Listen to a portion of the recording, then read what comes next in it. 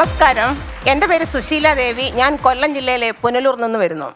ഈ കോമഡി അവതരിപ്പിക്കണം എന്ന് പറഞ്ഞപ്പോഴത്തേന് ഈ കോമഡി എവിടെ നിന്ന് വരുന്നു എന്ന് വെച്ചാൽ ഒന്നും ആലോചിക്കുകയും വേണ്ട, നമ്മളങ്ങ് പുറകോട്ട് ചിന്തിച്ചാൽ മതി. അതായത് നമ്മുടെ ജീവിതത്തിൽ നിന്ന് നമ്മൾ കടന്നു വന്ന വഴികളിലൂടെ ഒന്ന് സഞ്ചരിച്ച് നോക്കിയാൽ രണ്ട് തരത്തിലുള്ള ആൾക്കാരെ നമുക്ക് കാണാൻ കഴിയും. അതായത് ഒന്നെന്ന് പറഞ്ഞത് കോമഡി പോയ വഴി, ഒന്ന് കോമഡി വന്ന വഴി. കോമഡി പോയ വഴി എന്ന് പറയുമ്പോഴത്തേന് അവിടെ കുറേ ആളുകളുണ്ട്. അവരെ നമുക്ക് നോ മാൻ എന്ന് വിളിക്കാം.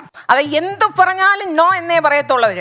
അതുപോലെ തന്നെ കോമഡി വന്ന വഴിയിൽ അതല്ല യെസ് പറയുന്ന ആൾക്കാരാണ്, യെസ് മാൻ എന്ന് വിളിക്കാം. ഇനി നമുക്ക് കോമഡി ആ പോയ വഴിയിലെ നോ മാൻ എങ്ങനെയാണ് അവരുടെ സ്ലാങ് എന്ന് നോക്കാം. അതായത് അവർ സംസാരിക്കുന്ന രീതി, അതോടുകൂടി അവരുടെ കുടുംബത്തിലെ എല്ലാം പോയി കിട്ടും.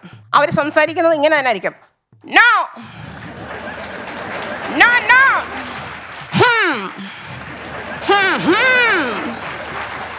വേണ്ട വേണ്ടെന്നല്ലേ പറഞ്ഞേ, ഗോ ഗോ.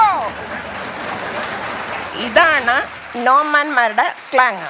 ഇവരുടെ ജീവിതത്തിലേക്ക് വലതുകാല് വെച്ച് നിറച്ചു കോമഡിയുമായിട്ട് ആര് വന്നു കയറിയാലും ആ കോമഡി അന്ന് തന്നെ പറയും, നീ ഇവിടെ കിടന്ന് അനുഭവിച്ചോടി, ഞാനങ്ങ് മേലോട്ട് പോവുക. ആ കോമഡി വീരചരമം പറയും. ഇനി അമ്മക്ക് വേണ്ടത് കോമഡി വേണ്ടവരെയാണല്ലോ, കോമഡി വന്ന വഴിയാണല്ലോ, അവരെ അങ്ങ് നമുക്കങ്ങ് ഡിലീറ്റ് ചെയ്ത് കളയാം, പോട്ടെ പോ. ഇനി കോമഡി വന്ന വഴിയാണ്, അവർ യസ്മാന്മാരാണ്. അവരെ നമ്മൾ നോക്കുമ്പോൾ തന്നെ നമുക്ക് എന്തോ ഒരു കോമഡി ക്രിയേറ്റ് ചെയ്യും. അതാ യസ്മാന്മാരെന്ന് പറയുന്നത് ഇങ്ങനെ ആയിരിക്കും. എപ്പോഴും അവരുടെ മുഖത്തൊരു പുഞ്ചിരി വിടരും. ഏത് കാര്യത്തിനും സ്ലാങ് ഇങ്ങനെ ആയിരിക്കും. Yes, okay, see you, very good, ആ ശരി, ശരിയാവുമല്ലോ, ശരിയാക്കാം, കം ഓൺ, കം ഹിയർ. ഇവരുടെ ജീവിതത്തിലേക്ക് വന്നു കയറുന്ന പെണ്ണുങ്ങളുണ്ടല്ലോ, ചിലപ്പം വലതുകാലം വെച്ച് വേറെ എന്തെങ്കിലുമൊക്കെ ആയിട്ടായിരിക്കും വരുന്നത്. അവർക്ക് ആ കോമഡിയുടെ ഒന്നും കാണത്തില്ല, ഒരു റൂട്ട് പോലും മുളച്ചു പോലും കാണത്തില്ല. അവരുടെ ജീവിതത്തിലേക്ക് തഴച്ചു വളരും ഏത് കോമഡി. അതോടുകൂടി അവരുടെ ജീവിതം ഊഷ്മളമായിരിക്കും. അങ്ങനെ ഒരു ഹാപ്പി ഫാമിലിയിലാണ് ഞാൻ ജനിച്ചത്. എൻ്റെ അച്ഛനും അമ്മയും 19 കൊല്ലം, എനിക്ക് വന്ന് 50 കൊല്ലത്തോളം കഴിഞ്ഞ്, എങ്കിലും മറുപുറത്തൊരു വാക്ക് അങ്ങോട്ടും ഇങ്ങോട്ടൂടെ കെറിച്ചുള്ളത് ഞാൻ കണ്ടിട്ടേ ഇല്ല. അമ്മ എപ്പോഴും ഹാപ്പി ആയിരിക്കും. അച്ഛൻ എന്തോ പറഞ്ഞോ അമ്മ ഹാപ്പിയാണ്, അമ്മ എന്തോ പറഞ്ഞോ അച്ഛൻ ഹാപ്പിയാണ്. അങ്ങനെ ആ ഹാപ്പി ഫാമിലിയിൽ 12 കുട്ടികൾ പിറന്നു. ആ 12 മക്കളിൽ 7ാമത്തെയാണ് ഞാൻ. എന്തായാലും ഈ 12 മക്കളിൽ ഒരു ഭ്രാന്തിയെ കാണുമല്ലോ, സംശയിക്കേണ്ട, ഭ്രാന്തി ഞാൻ തന്നെ.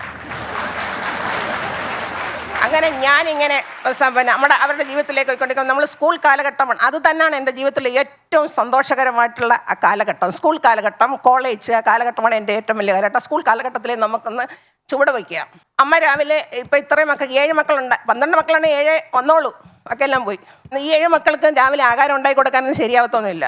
അമ്മ എന്താ പറയുക, ഗോതമ്പ് മാവൊക്കെ കലക്കി വെച്ചിട്ട് ഞങ്ങൾക്ക് എല്ലാവർക്കും കൂടെ ദോശ ഉണ്ടാക്കി കൊടുക്കാൻ നോക്കത്തില്ല, ഗോതമ്പ് മാവേ ഉള്ളൂ. അന്ന് ഇപ്പോഴത്തെ കുട്ടികളുടെ ഭയങ്കര സൗകര്യങ്ങളൊന്നും ഇല്ല.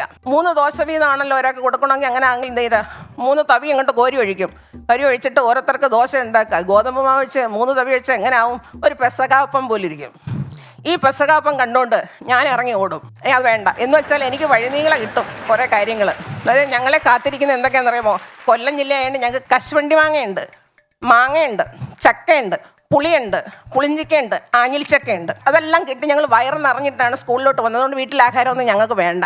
അതുപോലെ തന്നെ ഞങ്ങൾ ഈ കശുവണ്ടി മാങ്ങല്ലേ, അണ്ണാനും വവ്വാലും ഒക്കെ ചപ്പിയിട്ട് വാലൻസാണ് വെച്ചിരിക്കുന്നത്. അണ്ണാനും വവ്വാലൊക്കെ ഇച്ചിരിയേ ചപ്പത്തുള്ളൂ കേട്ടോ. അന്ന് ദാരിദ്ര്യം കുറവായിരുന്നു. ബാക്കി ഞങ്ങൾക്ക് വേണ്ടി ഇട്ടേക്കും. വല്ല പിള്ളേർ വരുമല്ലോ, അവരങ്ങ് കഴിച്ചോളും. പിന്നെ പുളിഞ്ചിക്ക, മാങ്ങ, കുറേ പരലുപ്പുണ്ടെന്ന്, അതുമെല്ലാം കഴിച്ചിട്ട് ഞങ്ങൾ സ്കൂളിലോട്ട് പ്രവേശിക്കുകയാണ്. സ്കൂളിലോട്ട് ചെന്ന് കഴിഞ്ഞാൽ അടിപ്പൂരവാ. അടി എവിടെ പോയാലും എനിക്കേ കൊള്ളത്തുള്ളൂ. അല്ല, ബൊമറാങ് പോലെ എവിടെ നിന്ന് അടി വന്നാലും എനിക്കേ കൊള്ളത്തുള്ളൂ. അടികൊള്ളാനായിട്ട് ഒരു അവതാരം ആണ് ഞാൻ. എന്തുവാണെന്നറിയത്തില്ല, എനിക്ക് അടികൊണ്ട് ഭയങ്കര വിവരം വെച്ച്. ക്ലാസ്സിലാണെങ്കിൽ എന്ത് കാര്യത്തിനായാലും ഡൗട്ട് ചോദിക്കുന്നത് ഞാൻ തന്നെയാണ്. പിന്നെ അവന്മാർ കോക്കറി കുത്തും, വോയിസുകൾ കോക്കറി കുത്തിയാലും ഞാനിങ്ങനെ കോക്കറി കുത്താനൊന്നും അറിഞ്ഞുകൂടെങ്കിലും ഞാൻ ഇങ്ങനെ നിൽക്കും. ഇവന്മാർ കാട്ടിലെ പുലിയും സിംഹവും ഒക്കെ ആയിരിക്കും. ഞങ്ങൾ കുറേ ഗേൾസ് ഉണ്ട്, അവരൊക്കെ ഞങ്ങളെന്നല്ല വീട്ടിലെ പൂച്ചയാണ്. പക്ഷേ എക്സാം ഒന്ന് വന്നോട്ടെ, ഞങ്ങൾ സമ്പന്ന രാഷ്ട്രവും അവർ ദരിദ്ര രാഷ്ട്രവുമായിരിക്കും. പിന്നെ ഞങ്ങളുടെ ഒരു മ്യൂസിക് ടീച്ചറുണ്ട്, അന്ന് മ്യൂസിക് പഠിപ്പിക്കുക. അതൊക്കെ ഞങ്ങൾ ഭയങ്കര ഇഷ്ടമാണ് മ്യൂസിക് പഠിപ്പിക്കുന്നത്. ഈ ടീച്ചറിനാണെങ്കിൽ 10-15 കൊല്ലം കൊണ്ട് ഒരേ ഒരു പാട്ട് മാത്രമേ ഉള്ളൂ. ഒരു രാമായണ കിളി ശാരിക പെങ്ങളി രാജീവ് നേത്രനെ കണ്ടോ, നിന്റെ രാഗവിലോലനെ കണ്ടോ. ആ ഒരു പാട്ടും കൊണ്ട് ടീച്ചർ ഇരിക്കാൻ തുടങ്ങിയിട്ട് എത്ര വർഷമായി? ടീച്ചർ അപ്പോയിൻമെൻറ്റ് തുടങ്ങിയ കാലം മുതൽ ഇപ്പം വരെ അത് തന്നെ തുടങ്ങിക്കൊണ്ടിരിക്കുക. ഇനി എപ്പോഴാണോ എന്തോ മാറുന്നത്. ഞങ്ങളിത് സഹിച്ചുകൊണ്ടേ ഇരിക്കുകയാണ്. ഇങ്ങനെ ടീച്ചർ ക്ലാസ്സിൽ വന്നാൽ ഒരു കാര്യമുണ്ട്, 4 വരി പാട്ട് എഴുതാൻ പറഞ്ഞിട്ട് ടീച്ചർ ഒരു ഉറക്കം ഉറങ്ങും. അന്നേരം ഞങ്ങളിങ്ങനെ ഓരോരുത്തരായിട്ട് ആ പാട്ടിങ്ങനെ പാടിക്കൊണ്ടിരിക്കുക. പാടി പോവുക. ആർക്കും പാടാനകത്തില്ല, 2-3 പേര് മാത്രമേ ഉള്ളൂ നല്ലോണം പാടുന്നത്. അങ്ങനെ ഓരോരുത്തരായിട്ട് ഇങ്ങനെ പാടിക്കൊണ്ടിരിക്കുക. രാമായണെങ്കിലും ശാരിയപ്പെങ്കിലും രാജീവ് നേത്രനെ കണ്ടോന്ന് ഇങ്ങനെ 1 by 1 ആയിട്ട് ഇങ്ങനെ പോയിക്കൊണ്ടിരിക്കുകയാണ്. അങ്ങനെ ഓരോരുത്തരായിട്ട് ഇങ്ങനെ വന്നുകൊണ്ടിരിക്കുമ്പോൾ എൻ്റെ സൈഡ് വന്നപ്പോഴത്തേനും ഞാനും പാടി.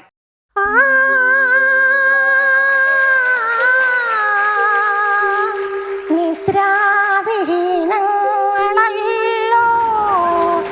എന്നും അവളുടെ രാവുകൾ, എന്നും അവളുടെ രാവുകൾ. പാടി കണ്ണ് തുറന്നതും എച്ചമ്മിൻ്റെ മോന്തയ്ക്കാണ് നോക്കിയത്. എച്ചം പറഞ്ഞു, ഇവിടെ എന്തുവഴി നടക്കുന്നേ? സാറേ പാട്ട് പഠിക്കുക. ഇതാണോ പാട്ട്? നീയൊന്നും കാണാത്ത സിനിമയിലെ ഈ പാട്ടാണ് പാടുന്നത്. ടീച്ചർ എന്തിയെ? ടീച്ചർ ദോ കിടക്കുന്നു. ടീച്ചർ എന്തോ പറ്റി? എനിക്ക് തലവേദനയാണ്. ടീച്ചറിനെന്നും തലവേദനയാണല്ലോ. പിള്ളേർക്ക് ബുദ്ധി ഉദിച്ച് ടീച്ചറിനെ കുറിച്ച് തന്നെ ഈ പാടുന്നത്. ഏത് പാട്ടാ? ഇന്ന പാട്ടാ. ടീച്ചറിൻ്റെ ബോധം പോയി. അത് കഴിഞ്ഞതിന് ശേഷം ടീച്ചർ പിന്നെ ഒരു ക്ലാസ്സിലും ഉറങ്ങിയിട്ടില്ല. മ്യൂസിക് ക്ലാസ്സിലൊന്നും ഉറങ്ങിയിട്ടേ ഇല്ല. ടീച്ചറിനൊരു നല്ലൊരു ഇരട്ടപ്പേരും വേണം കേട്ടോ, സീമ ടീച്ചർ.